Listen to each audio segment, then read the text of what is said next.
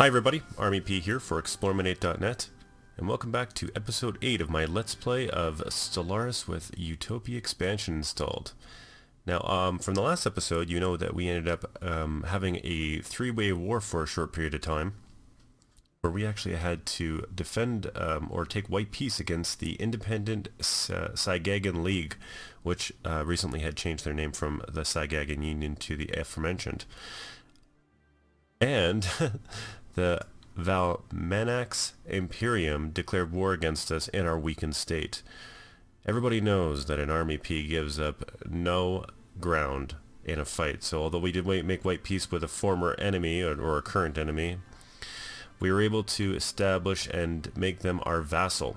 So we've gone ahead a couple of years, I think about 5 or 6 in this case, and I've actually been given this interesting option. It's an incoming transmission, and I'll read it to you. Greetings, peon. Again, we named my race peons. I don't know why. It sounds bad, like he's insulting us, but let's get over that, okay? We are freedom fighters, former slaves from the Hyjanthrii Enlightened Kingdom. We suffered much abuse under the oppression of High Queen Farnab. We long admired the egalitarian standards, the quote-unquote P way. We would like to refer it back home. As we refer to it back home, we share your values and we wish to secede and wish to be a part of your nation. Will you have us? Now, interesting. So I'm going to pull out here and see just where this kingdom he wants to secede from. Because I am actually having a bit of trouble here. Where are we? Where is the... Looking for the Hyrathi Enlightened Kingdom. Where are you? Oh, way up there. Oh man, I'll never get up there in time to defend it. So, now, before I, go any further in making this decision, you'll see here that I actually had, while not filming, I had a similar request from in the Jerk Thon, Order of Jerk Thon. They've actually changed their name as well. You see this nation here? It's owned by me. You can see here, it's mine. I own it. Because that was the same thing. These lovely fox people were like, hey yo, I got a flow. And they seceded from their kingdom, and I granted them asylum. But the only problem is that I'm so far away that, if they decided to declare war against me, it'd be a massive deal. So I've got one small planet way up here in the northwest, and in the meantime, these lovely musculoid type creatures here want to secede from their kingdom, and I almost feel compelled to say yes, We helped out one people. Let us be the true bringers and peacemakers and peacekeepers of the galaxy. Know that everybody deserves proper rights and freedoms. What is it Optimus Prime once said? Freedom is the right of all sentient beings. Army P, transform and roll out. So we're going to do it. Now that epic speech has been completed by myself to you guys, we are going to join us. We are equals. So let's see what the stats here say. It says the Army P Republic becomes the new owner of the Henjarath Andrarithi Enlightened Kingdom, and we've accepted their slaves. For 240 months, they will give the following effect: unrest -50. So let's do it. Ooh, now we have a faction founded. Okay, so we're gonna pause this. I have to obviously make this a sector right away.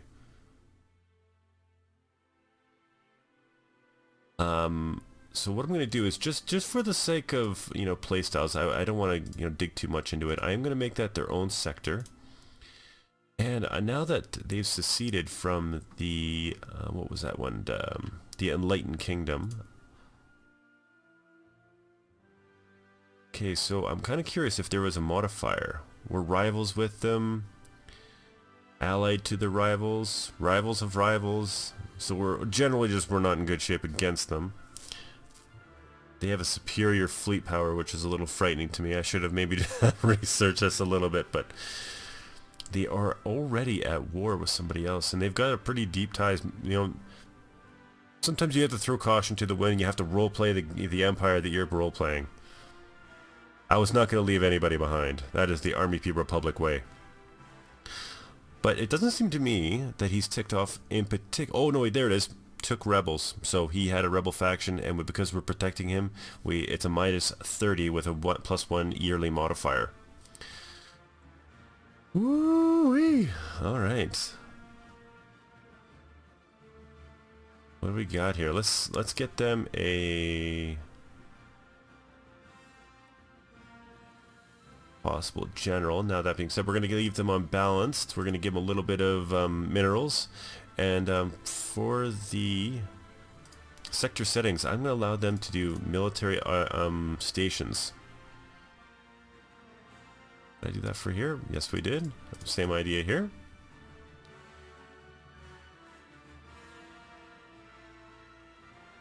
So I'm going to allow them to do just that and protect themselves. Hopefully they'll build something up in the meantime. Now, that being said, this is really kind of split our forces quite thin. You can see here that I'm not doing very well on when it comes to my economy at the moment. I've got, you know, a planet here where I've got a whole bunch of unemployed pops. They're probably not going to be very happy about being unemployed. Why is he ticked off? Oh, we have actually got an unrest modifier. Well, it's probably because he's a faction. Member of the Peon Primacy Party. Oh, it's because he's xenophobic.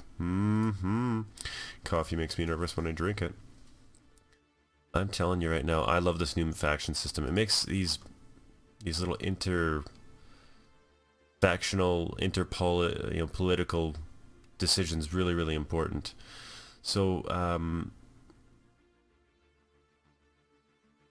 okay, so they're ticked off because the peon isn't the same. Okay, so that's fine. They're not the same general. They're xenophobic, so they don't want another race to be their general or leader.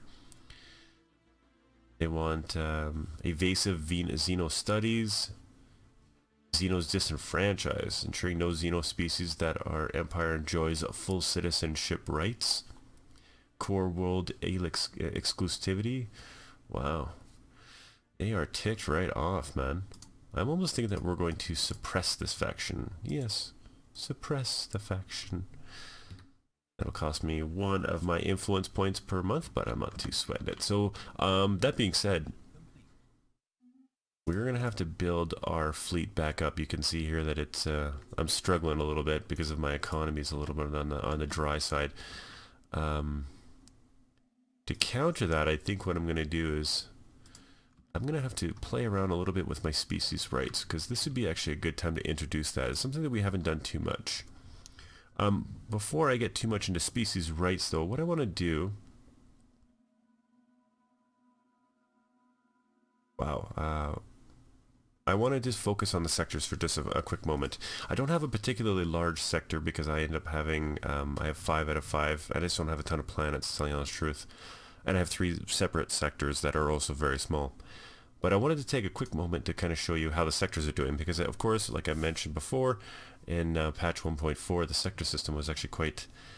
It left a lot to be desired. It hadn't... there was a lot of different combinations when it came to your ethics and your government where sectors didn't work very efficiently at all. In fact, there were many times where I would build an entire planet up before I gave it over to the sectors, just because I wanted to ensure that I got a semi-optimal build. Now, as I've mentioned before, the patch 1.5 banks has actually done much better when it comes to this.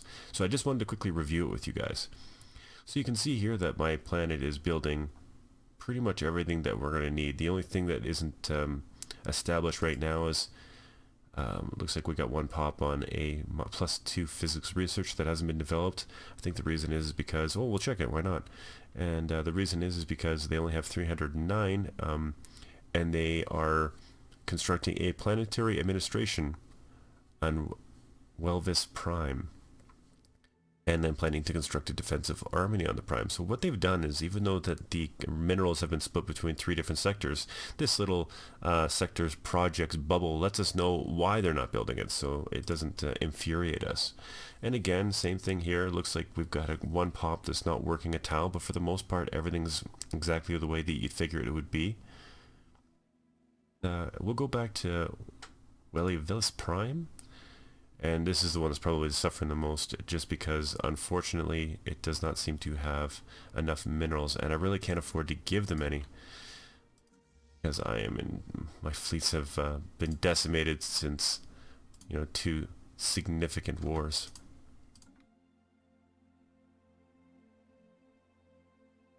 Okay, I wonder if I could, at the very least...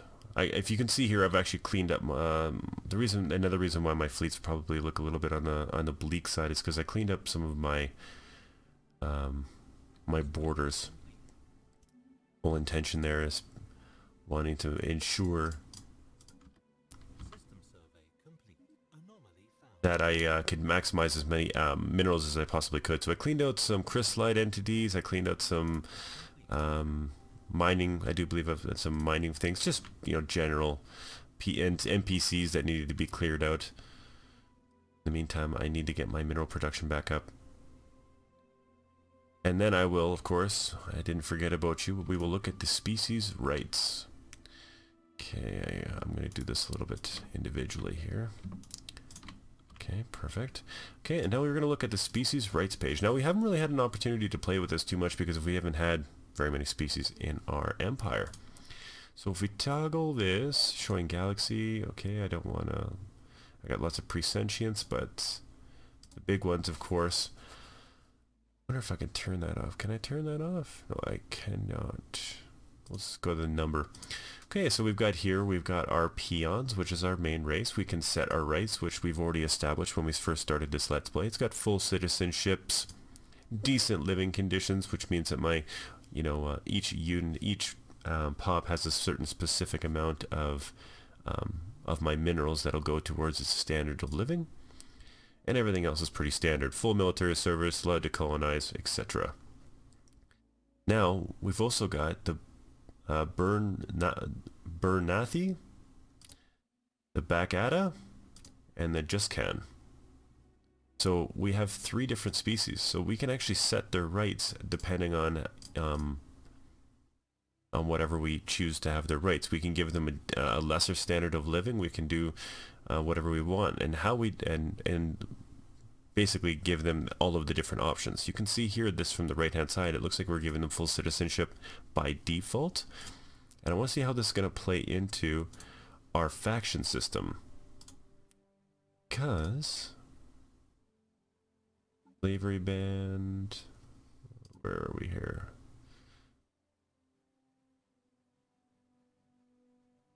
No alien slave, purrs, indirect,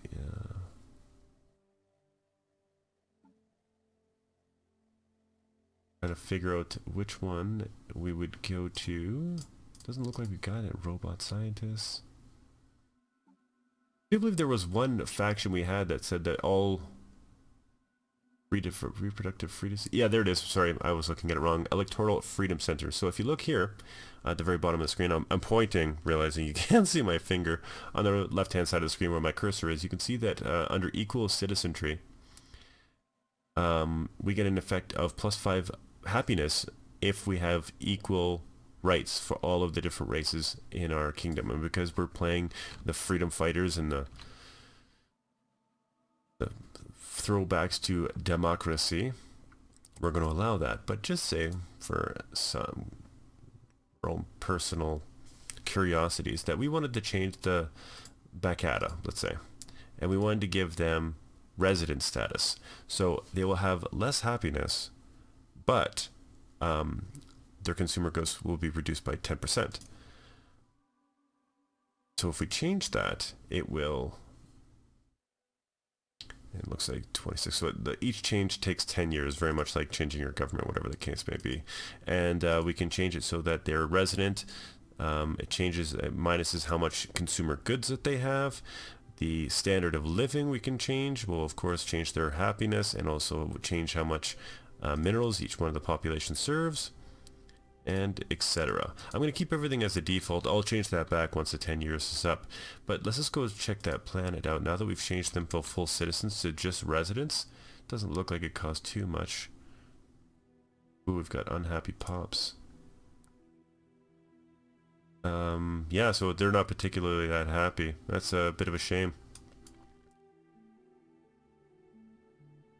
So we will change that back, but we don't really have to worry about it because the unrest and that freedom at last, look at that bonus, that modifier. Like that's it's probably what, 360, 720, what, 18 years give or take of unrest minus 50 modifier because we took care of them. So that's just awesome. So again, species rights, I really like it. Playing a super, xeno-friendly, peace-loving nation like the Army P Republic. I mean, we're xenophiles, so we kind of want everybody to have species rights anyway. But if you were, let's say, you didn't mind having like some type of resident, or not giving or modifying someone's species rights, role-playing, whatever the case may be, it would be a lot of fun. An example would be when I decide to take over this fungoid piece of mushroom.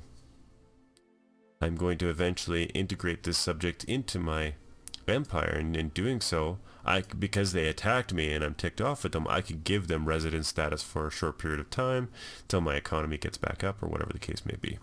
And of course, if I was xenophobic or fanatical spirit, or xenophobic or militaristic, I think those are the two you could possibly do for slavery. I can end up making them slaves or turning them into food, whatever the case. All the fun stuff that you can do as a completely evil empire. Definitely like all the options you have in the game, that's for sure. So that being said, we're going to move forward. Now, if I remember correctly, the Great Grolflep Empire and I have a... Yeah, we do. We have a defensive pact. We should probably just quickly review who I have a defensive pact with. Yeah, it's just a follow-up. So I'm going to try to make friends because I don't have any, and why not? Yeah, so we're going to try to make some friends here. And this one I think I actually have association status, but unfortunately they've been very, very reluctant to give me any type of federation status because they're pacifists, which mean that only they have defensive wars, that's it. And I think I have unrestricted, if I remember properly. So yeah, I have unrestricted wars. So in doing so, the differing war philosophy has really impacted us. But they seem to be doing just fine. I know they're pacifists, so they're not actually going to attack me, but that being said, Jurek-Than up to our northwest does make me nervous. So it doesn't look like, aside from maybe swirling shadows, that's good. Ooh, we got a defensive pact, and just as I said that, this is awesome. So now my only concern right now is that I'm starting to bleed. My my influence pretty darn dry. Although I do want friends. So, and he does have an equivalent size fleet, which means it's probably within the 22 or 18 to 24 range. So yeah, it's always good. So what do I got here? Defensive packs. My edict. What's my edict I got going on right now? Information quarantine. Governing attraction. Outpost. Xenophobic. Okay, what do we got for... Oh, we got new farms, which is always good. Core systems. What do we got? Habitability. I wonder if we should take a core system. I don't think it's ever a bad idea, to tell you the truth. Okay, so we're kind of just plug along here. Try to get our... Oh, wow. Looks like our neighbors are able to build cruisers already. Do we want... Spiritual, this is too.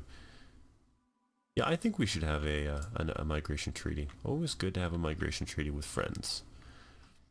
visit other places, and enjoy life. So you can see here that, of course, my my planets probably could do with some upgrading, but I still am very wary. Okay, we got a power plant +3. What would be the best choice here? Probably research alternatives. Why not? I always like more options. Always good to have more options. Okay, so what is my...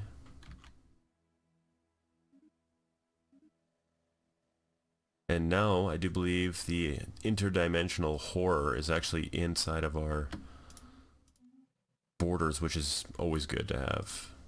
So we got 20 corvettes and 13 like destroyers.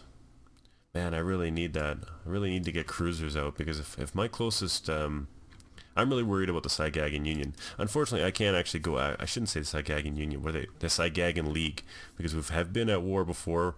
We're not exactly the best of friends at any given point. And he's also got a defensive pact with someone who's equivalent to me. So I have to be very careful. You know what will actually help? It'll be the integration. It'll be the integration of the Valmanax Imperium. Now this is going to be interesting. If you remember correctly, I'll pop up my Unity screen here. I took domination because we knew that we were probably going to vassalize some of these nations before we completely seceded them. I didn't want to have to deal with the huge population problems, right? So in doing so, what I did was I actually took the 50% reduced cooldown. So instead of it taking 10 years before you can integrate them, it's 5.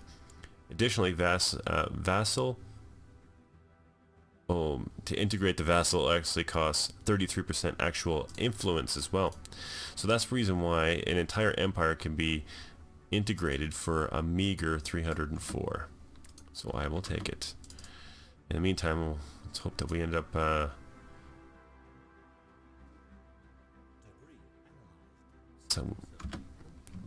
let's hope that we end up with small bonuses here or there that we can generate some influence. Okay, that looks good. Right. We have yet to find the Fallen Empire. The last Fallen Empire. So I'm kind of curious where he's tucked away at.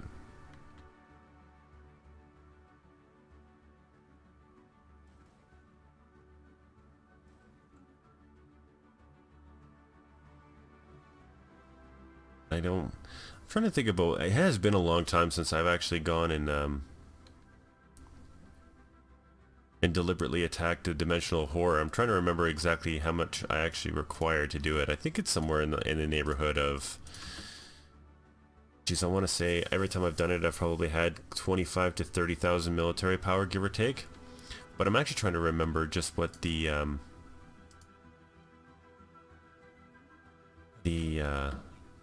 type of defenses did into the dimensional horror had. Interdimensional horror. Is it dimensional horror or interdimensional? I'm pretty sure those two are kind of like flip-flop back and forth. Pretty sure it's anything that cuts through armor is probably going to help me out. Okay. Okay, well, it looks like we've got some type of... Oh. Interesting. The Zeltec Compact wants to give me some energy credits, which is always nice, and they want an active sensor link. They've been good to us, why not? So we can kind of see... Now this is one thing that every Stellaris player should do. I don't care if you started at vanilla and you've gone all the way to patch 1.5, or maybe you're watching this video for the very first time and you're like, you know, you've got a couple questions about why I'm doing particular actions here or there, and this one I'm going to explain to you and the reasons behind it. Getting an active sensor link, even against somebody who doesn't particularly like you too much, will tell you everything that you need to know about their military, and the AI will normally give it to you unbelievably cheap. Let's just say, for example, I wanted to turncoat and become a military tyrant. And I didn't have bad relations with the Zeltec Compact, right? I could ask for an active sensor link, and then I will know to a T just exactly how much his fleet is, what his fleet power is.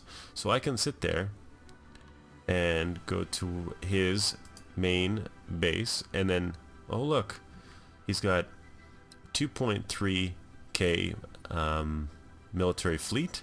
I can click on it and I'll know exactly what his loadout is. So it looks like he's got everything that ends up being, that pierces through armor but is terrible against shields.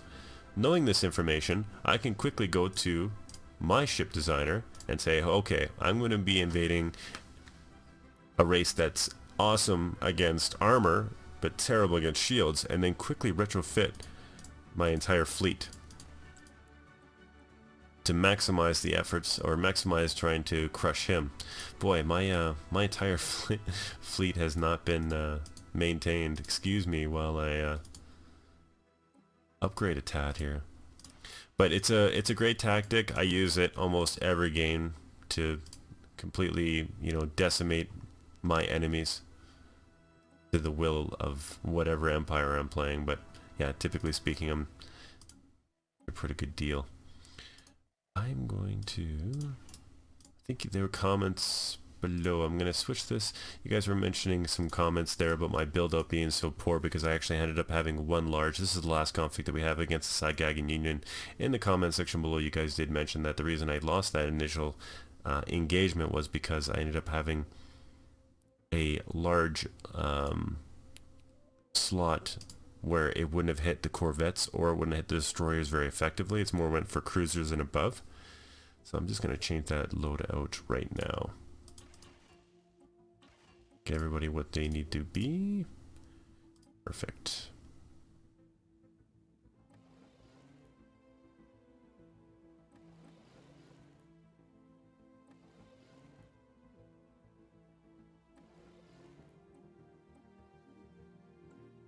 Okay, how much is it going to cost to upgrade my fleet? 400. That will do it. Perfect. And for the time being, everybody, the galaxy is at peace as we kind of plod through and repair and integrate. I'm actually really excited because, oh, what do we got here? More amoebas, not really worried about them.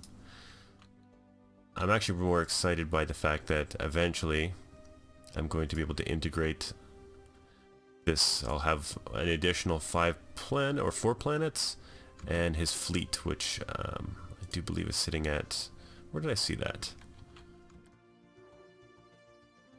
Oh, there we are. Looks like we found the last fallen empire, exactly where you figure you'd find him on the map. So he's a stagnant ascendancy, which basically means that he's not producing anything anymore. He's going to stick at his current technological level until he becomes awakened. But for the time being, he's not going to colonize, he's not going to expand his borders, anything like that.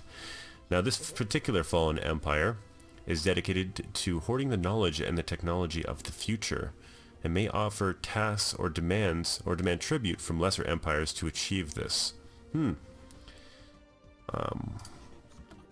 Where is he? Oh, there he is. Okay, perfect. So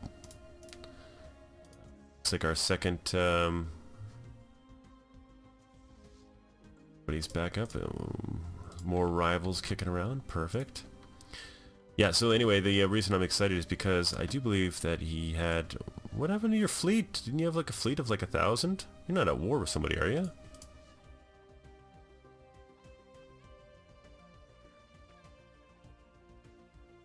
Odd. I swear that that fleet was... no matter. So another thing I'm going to do, and this is something that I kind of wish was automated, to tell you the honest truth, it's not though, is you'll notice that I've got my construction ship. That is a cool looking thing. I actually don't pay too much attention to new ship builds sometimes, but with the new color scheme I'm kind of digging it a little bit more. Although, I mean, you look at that thing and you're not like, construction ship, of course. You're like, no, giant beam of death shoots giant peas. Boo, boo, boo, boo. Anyway. One thing that people don't do, and I don't do very often because I get kind of lazy, but because we're a bit of a lull right now, I shouldn't, you know, a little bit of a downtime. This is the kind of time that you want to upgrade, right? So, I'm going to increase everything to at least the thrusters and the warp drive. And the reason is because I want my constructions to move faster. Colony ship, same idea. Probably just the warp drive, just because I'm not going to really send it into battle anywhere. That is pretty cool. And the science ship is the one that I actually will pay the most attention to, because that is a cool science ship.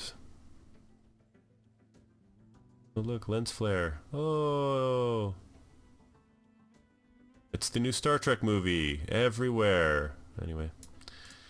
You want your science ships moving as fast as you can and having the most possible range. Additionally, you want to give this guy a little bit of juice. A little bit of protection, just in case runs into some trouble. Because science ships are very, very important. Guarantee revoked. Boy, it does look like the political makeup of the northern end of this map is kind of coming to pass. Special project. Special officer, or sorry, science officer Hep Handari has managed to partially translate the alien mural discovered on Curie 4A. The text contains a staggering amount of data, and the mural evidently serves as some sort of low-tech library. It describes in broad terms the collected technological knowledge of an alien civilization that dominated the region of the galaxy some 80 million years ago.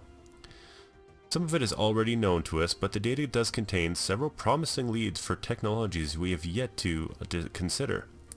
There is enough data here to keep our scientists busy for decades, but we need an orbital research facility to continue the translating efforts. Heck yeah, where is that? Oh, it's probably out of our borders. Oh, it's not. It's in it's in our allies' borders. Geez, sure glad that I did that. So now that my science ship has been completed and I have upgraded it, I am going to take a moment, get him to come back to home, to the space base, and to upgrade accordingly.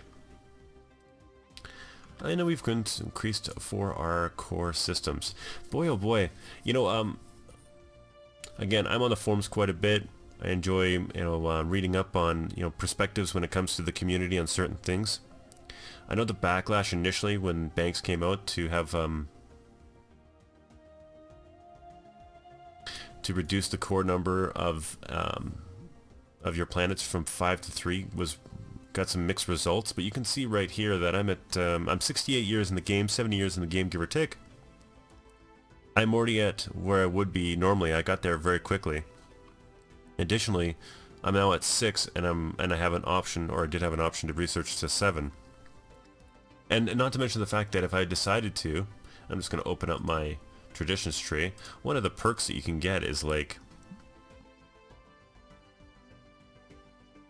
trying to find it here. I do believe, where was it? Is it the top? Order range, research speed, government. Yeah, here we go. Imperial prerogative, and the very first essential perk that you could pick, you can get +5 core systems. Like, that's huge. If I decided to take that one right now, I could actually be at 12 core systems, which I never achieved in patch 1.4 unless I played a game deep, deep, deep into the repeating tech tree, which typically I don't. Okay. So I've got a little bit of money here, and again, I am going to keep and continually to focus on building more of my fleet. Looks like, what do we got here? Months remaining, 39 months before we can officially make all those goodies mine. Might help out our sectors a little bit, because I bet you they're starving. Oh, interesting, they got, yeah, there they go. They're building. Everyone's building. Quite a bit of minerals on each one. It's actually my main sector that's starving. Poor guys. Ships upgraded. Construction complete. Kind of holding a little bit right now on bated breath, because I get the funny feeling that as soon as war breaks out between one of these factions, it's going to just erupt. So there are so many different factions going back and forth right now that are deep ties with either someone's in a federation, they're in a federation, or they're in a defensive pact with somebody else, and not just one, but several, right? Like if I go to the Stellar Concord, they're in 3 completely different defensive treaties, right? So essentially that means is if, you know, someone drops a pin in the wrong part of town, you know, it's the entire place could just erupt into an intergalactic war. Okay, you upgraded? You're upgraded, so that's perfect. Now, like all of this has been done. I'm just going to go into my vassal and start surveying systems that have not been surveyed by me so far. Perfect. And the science ship, I think what I'm going to do be the best spot for our next planet, I wonder. Maybe we should make that decision right away here. In the meantime, I think what I'm going to do is I'm going to take my scientist and I'm going to get him to do my assist research. Another thing you can do is assisting research gives a bonus to whatever planet that you decided to do. I typically try to get a science ship onto my main planet doing assist as soon as it becomes like economically viable, because I get a bonus to the output of my science research, right? Now, the reason that's awesome, and it'll show up once the science ship gets there, is that a bonus is always, you know, good to have, don't get me wrong. I want to continue with my research agreement with other nations because we're friendly, but the reason you want to do that and the reason you really could actually get it going is if you went down the discovery path, if you wanted to become, you know, really hard up on into boosting your research. I do believe it's the second one here. Where is it? Am I crazy? Yeah, here it is. It's at the very end, sorry, the faith in science. It's the very end of the discovery tree in the traditions. And you'll see here it says assist research will actually increase the population's happiness by 10%. So not only can you use it to, you know, increase the production of your science on a particular planet, but now you can use it as like a temporary modifier if you've got a planet that's you've recently conquered, perhaps you've you know, it seceded from you, you had a lesser race, a pre-faster than light race that decided that they wanted to secede from you, and then you had to take them over because, you know, imperial choices. You can actually just, you know, fly your science ship over there, do assist research, and it'll at least calm them, because that's actually a pretty decent bonus. All things good. Okay, everybody. Well, I think this has just kind of been a little bit of, you know, the state of the galaxy video. It's not a lot that's going on. You can just a quick recap. We've got two different sectors that are or two different alien races that have seceded from their oppressors and they're now part of my nation. We dabbled into species rights and what we were deciding to give them.